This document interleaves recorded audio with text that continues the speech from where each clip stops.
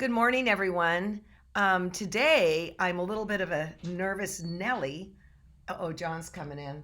Is everything okay? I just was gonna say it's. Oh, okay.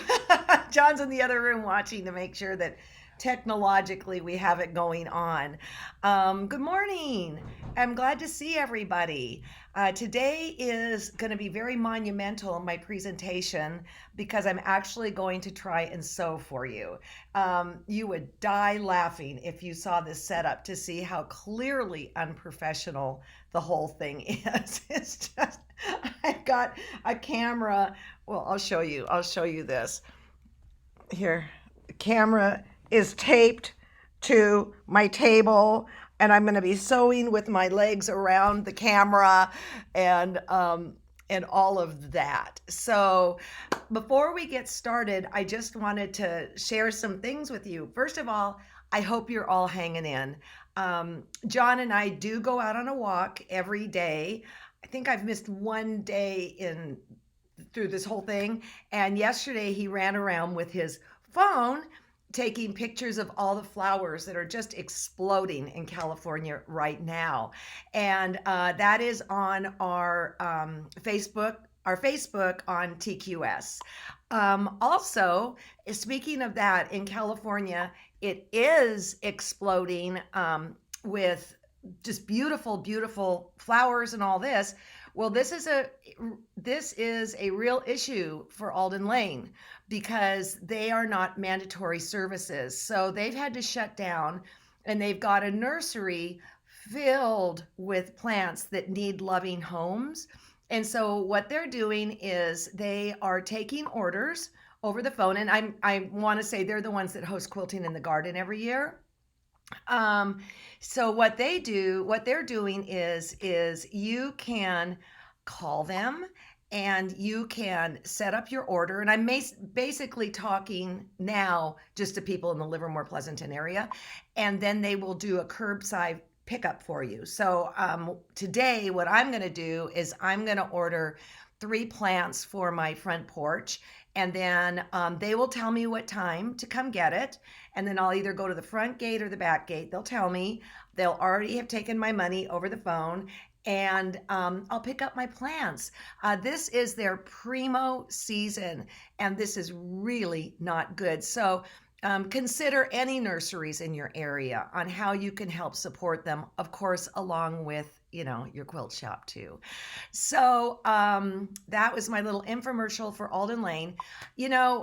I remember after 9/11, there was one iconic picture that I know is burned in everyone's mind, and it's the flag being lifted up in front of the towers that came down, and it became, to me, and then the other one with the fireman holding the baby. um, I saw this image yesterday and I thought, okay, this is it. This just absolutely struck my heart when I saw it. What a beautiful sight for New York City. But look at that picture. This is whoever snapped that. Yay, that to me is so iconic. I can hardly stand it. Um, I'm going to go back to our walks. So, we live in a regular residential area, and a lot of kids are unleashing their creativity in their front yard. So, we went outside, and next door, I call those girls the Adorables. Oh, they're so cute. Um, were having an absolute ball in their front yard. And I looked at that and I'm like going, oh my gosh, that's a quilt. So I wonder if I have another picture of that somewhere here. Um, no, I don't. But that's okay. They also had a hopscotch. Um, is it hopscotch where you throw hopscotch? Yeah, where you throw the little bean bag and then you go 1, 2, 1, 2, 1, 2. I'm mixing it up with jump rope. Anyways, they even had a hopscotch game in the front yard. And I have seen this as we walk the neighborhood over and over and over, that kids are and parents are in the front yard putting out blessings, putting out good thoughts, doing art, making a virtual quilt in their front yard out of chalk. I think it's really, really Super cool. So, as you know, we've moved our studios to Dallas, and I'll see it's going to happen there now because we did have to cancel taping, which is right now. And but our old studio, we are like family. And so I got an email from Ernie from Denver, and he said, okay, people are making those hospital masks, right? And they can't get elastic, right? So look what Ernie found, and he sent this to me. Inside of a bungee cord, there's elastic. I mean, I guess, yes, of course. But how brilliant. And so then, of course, I couldn't find the image this morning, so he resent it and he said, "Look what else look what else that I found." You know how a lot of people are like really getting bugged with that elastic around their ears? Well, somebody came up with this. Ta-da! I mean, is that awesome? So, I mean, all you'd have to do if you're a nurse or whatever is just get some headbands and throw some buttons on them, and then you're not straining the elastic on your ears. So I thought that was cool. And I wrote him back this morning and thanked him. And I said, "Hey, Ernie," I said, "we're going to make a quilter out of you. And no matter what, it's coming. It's coming. I suppose it's how long you're going to be locked down. And aren't you going to be sorry you haven't been hoarding fabric for 40 years? Just saying, I'm prepared." So I did a little thing on. Wait, so you can also use the pot holder rings, and it's very comfortable. Pot holder rings on a headband, maybe, or something. I don't understand that. So, anyways, I want to talk a little bit more about machine applique. The other day, I showed how to prepare applique on, and so you can then stitch this down by hand or by machine. And I spoke about it, and somebody said, "I wish you could demo it." And the reason I couldn't demo it because I didn't figure out how to do this snazzy setup that I have in front of me right now. So I'm going to go through some basic applique things on your machine. Okay. So anyways, where's my samples? All right. I want to talk about, we did prepared applique. If you didn't watch that, go to the front page of the quilt show, scroll down, and you'll see a picture of Ricky and me and a big, huge button that says go live. Go click onto that and then do watch how to prepare this, okay? Um, but then there's also fusibles, all right? And I can only talk about what I know, and that would be my brand, which is Quilter Select. And basically, we have two kinds of fusibles. And let me talk about them because this also kind of goes generically across the board. I shared the other day how I work. When I work on the wall, I want a fusible that will stick on there until it gets positioned to the place I want it. And then I take my iron and it's all down. And so our particular product is called Applique. And this is just a little sample pack. I want you to see how well this sticks. I'm going to put it on my hand. Look at that. So you would have your fabric on this side ironed on, and I'll get to that in a minute, and then you just stick it on your wall. That's how I did this quilt behind me. I did that. No, actually that's finished applique. That's not how I did that. This is how I did the vine behind me. That's what that is. So anyways, the problem with any repositionable applique, which is what this is on the wall, there's other brands out there like Steam Seam and all that, is that if you get too many layers, it becomes stiff, completely stiff. And so when developing this, I asked Kay, who is the genie behind all this, I said, look, why can't we get a repositionable that doesn't get stiff? We can work on the wall. And she said it's the nature of the beast. So anytime you're working on your design wall and you're using these products that are going to temporarily hold in place till you press it, it's going to get thick. So here is one suggestion you could do. So let's say this is my circle that I want to do my repositionable stuff with. All right. I cut bigger And then before I fuse it to the fabric, I can just go and cut out the center like this, and then fuse it onto the back of the fabric, then cut this out. Then you don't have all of this in here causing extra stiffness. So that's a good little trick to put in the back of your head. And the truth of it is I could probably even go in a little bit more. But let's say you're doing a pattern and you're working flat. I wouldn't want to use that repositionable because it's just too thick. So there are many products out there, but this is called AppliWeb Plus. It is this fabulous, fabulous, stretchy woven material. And the crazy news about this is you don't even have to stitch it down. It's permanent. I would stitch it down because I don't know, I just would. But this stuff is really cool. So if you're working on a wall, you want Appla Stick. If you're working flat, you want AppliWeb. And that is for raw edge applique. You know, the thing is, you guys, if you forget what I'm saying, just go back and find this part of the lesson because it's all residing on TQS, and then you can rewatch it. So now what we're going to, okay, so what about the fusible that dissolves in water afterwards? This is the stuff that dissolves in water afterwards. It is not it's not a fusible. It's a product that you prepare your shape and then you stitch down, okay? This is to do if you want a finished edge applique. So let's go to the sewing machine. And I'm just going to say right now, everybody, light a candle and say a prayer, okay? So here we go. Hey, yay! It's working. Okay, so the first thing I want to talk about is my foot. I work on a Bernina 765. It was a limited edition. It's rose gold, and I sat on Ginny Lyons' class at Craft Napa, and I kind of bought it. I had to have it. So anyways, this is on a Bernina, a number 20 foot.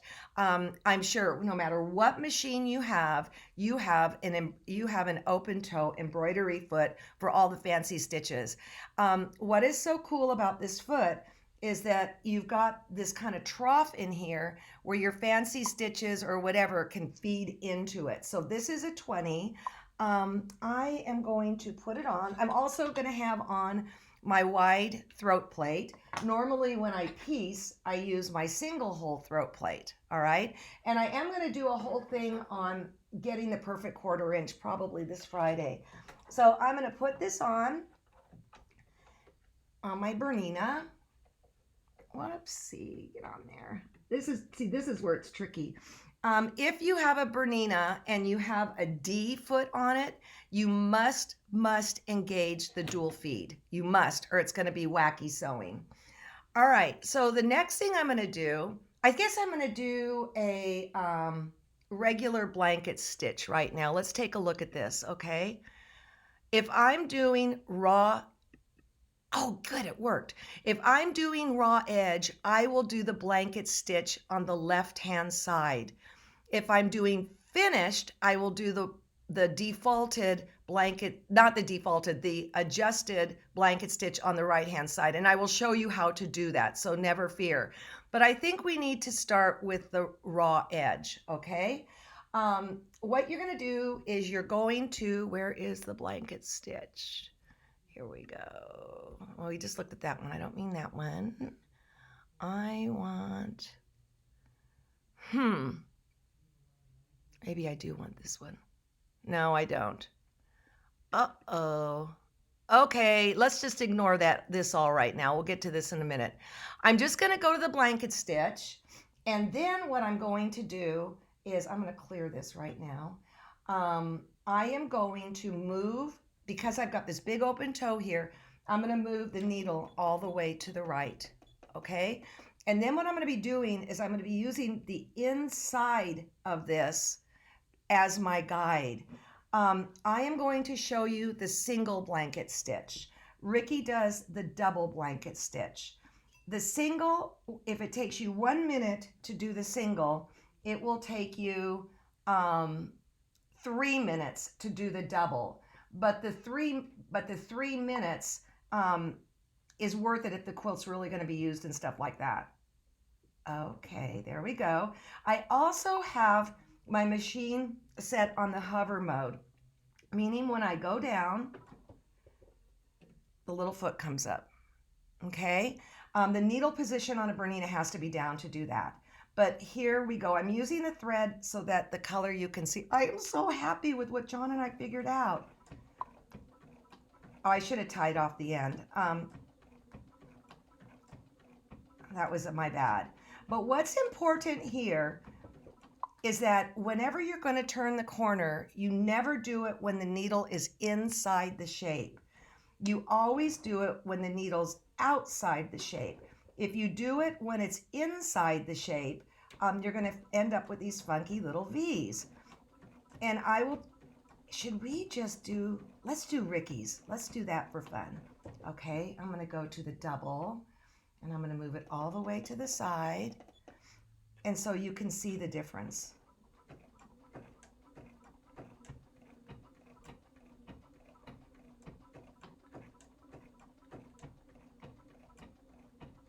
So you can see how this will take longer, but you're going to get a better edge. Why don't I cut this out and we take a look at it? Here's this. See, look at the difference. Oh, yeah, well, let me get it in frame if you really want to look at the difference. Below is the double, and this is the single. I usually do the single only because I'm usually in a super hurry. But if you look at Ricky's quilts, they're absolutely exquisite, and they use the double. Now, this, for sure, you don't want to, when you get in the middle of it, change the position. You only want to change the position when you're in the outside. So, are we all clear with that, everyone? I'm certainly hoping so. Now, here is the finished one. And the finished one, I really don't want any of the stitches to show. So what I'm going to do is I'm going to glue stick this down in place. You could also use Roxanne's glue if you wanted, but I would position it down here. And then let's go to, now I can show you this picture. What you're going to want to do is you're going to want to alter the stitch, all right? You can see here on the right-hand side in the middle, I've got my blanket stitch button on. But then if you look over where my seam ripper is, I have lengthened it to 3.15, and I have skinnied it up to about a 0.8. So, and again, I've moved it all the way to the right-hand side. Now, the other thing I'll do, and I forgot to tell you this on the other, is I can't answer questions right now. I'm trying to concentrate, so I'll get back to you, Terry, okay? So I also, there's my blanket stitch. Then I go up. I'm sitting here trying to show you. Maybe you can see my cursor. Up there is a sort of a odd stitch. I move it all the way to the right-hand side, and then I shorten it to a 0.5. That's my stop start. So let's do that on here. I got to get set up though. I defaulted it. And then the length, like 3.15, 0.09, those are random numbers, okay? So the first thing I'm going to do is I'm going to go over to the button, and I'm going to get out of this picture here. The double stitch is on the Bernina, and it's right after the single stitch. On my 765, the single blanket stitch is 1329. The double is 1330. Again, and it probably would be a different number. Why is that up there? It probably would be a different number depending on which model. This is where I'm not that much of an expert. So what I'm going to do is, did I do that one? I'm going to do the little straight stitch. I just love when I put on the gas. Sorry about that. You can see this little nubbin of a thread came up here. I'm just going to pull it out and pull this out and take a couple little stitches. Those are Rosa's tweezers, by the way, which I love. Take a couple. Okay, I'm connected now. Now I'm going to go to my defaulted one, and I'm using a yellow. Now this is what I was ghastly afraid of. My gears got stuck. That is just perfect. Okay, hold on. I don't know what's going on. Here, I'm going to put the picture on me. One thing I'm going to tell you for sure is that it's operator error here going on. So let me just get this up. There we go. There we go. I don't know what I did wrong. Let me pull that little guy up with Rosa's tweezers. I guess I should go back here and let you see what I'm doing. Okay. There we go.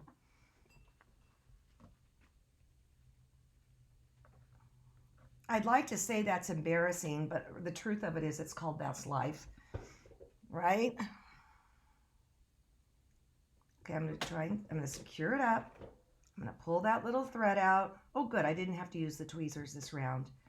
I don't know why that happened. By the way, the quilt that's behind me is a pattern on my personal website. It's a PDF download. My website's alexandersonquilts.com. Okay. I'm going to make sure my hands. See how I'm like barely taking a bite, okay? Up, turn.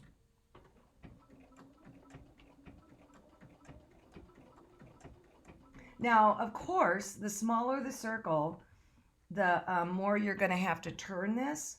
And I would say on those little circles on the quilt behind me, I probably could only take 2 stitches. And then I would have to turn. And that's when the hover mode just became, I mean, sure, I love the knee lift, but this is just amazing that it just goes up. I love this.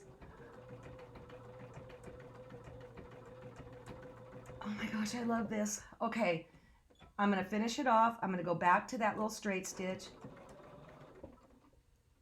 Cut it. And let's take a look-see.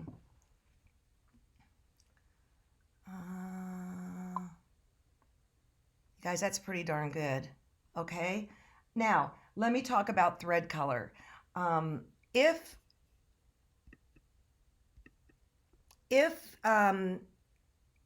What I like to do is I like to match the thread to the applique.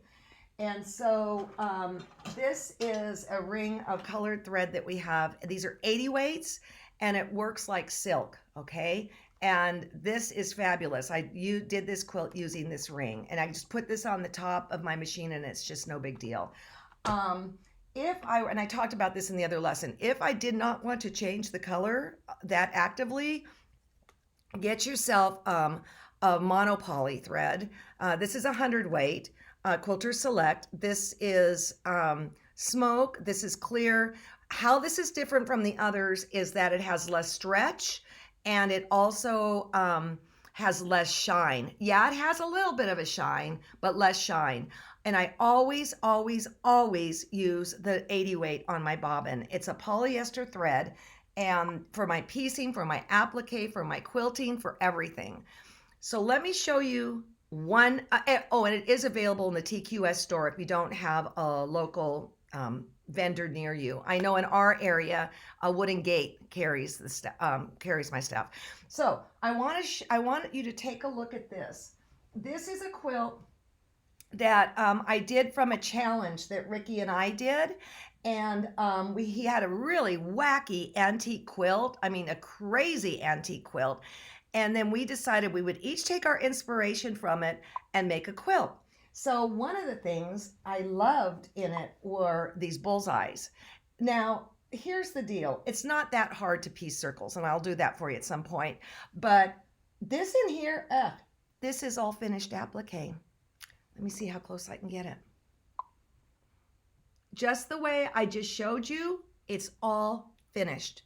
And it was super easy to do that way. So, you know, if the A word kind of is the A word to you, I would really commission you to get over it because there's so many things you can do with applique.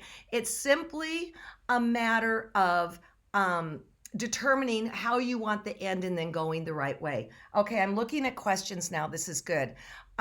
These tweezers are by Rosa Rojas. I like them because these blunt ends, they really do they pick up the thread and pull it out.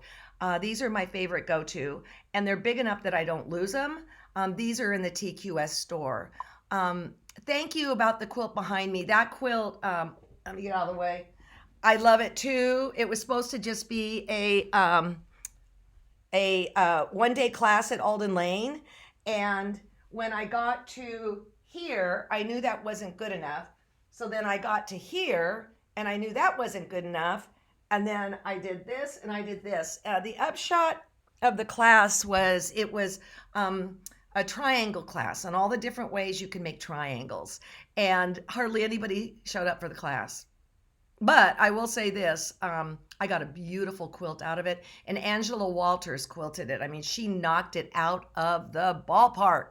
So let me just see if I can squeeze down here.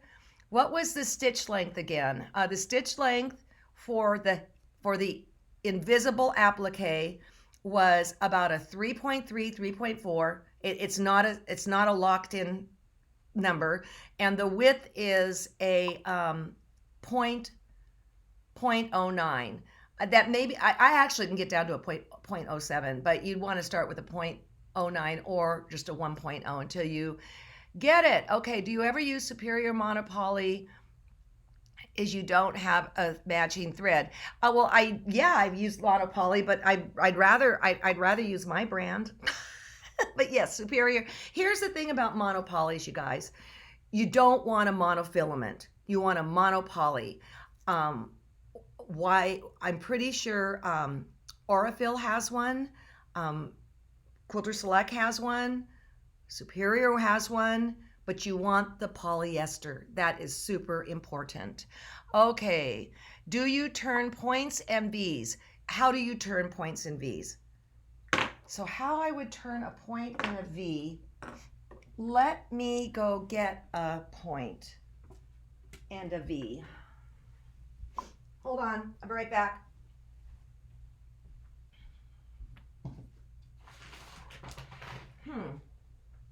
Oh, there. This is what I'm looking for. It's over here. Sorry, guys. So let me get back on camera. Well, let's see if I can do it. Let's see. Should I do it as a default?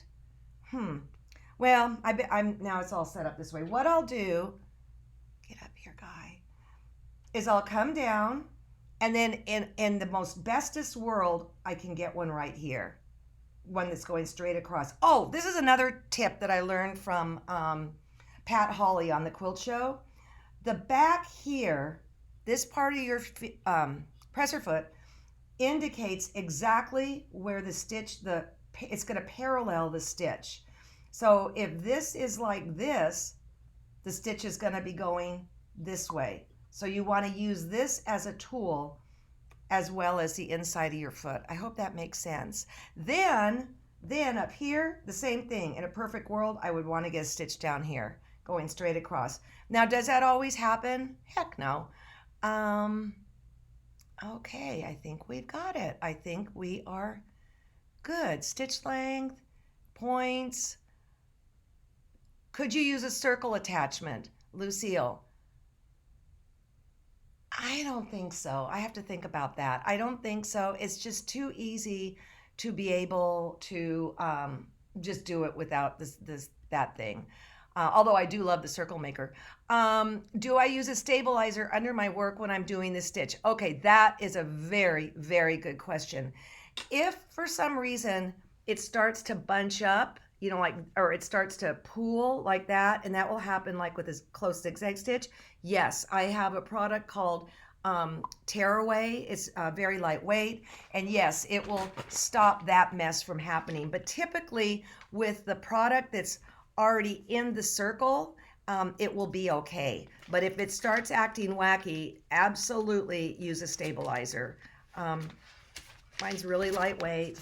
It's just beautiful. So God, I'm trying not to do one of these, an infomercial, but how do you get the double stitch different number? I think. Okay, now I can answer Terry. I'm searching to watch Lilo's part 2 video.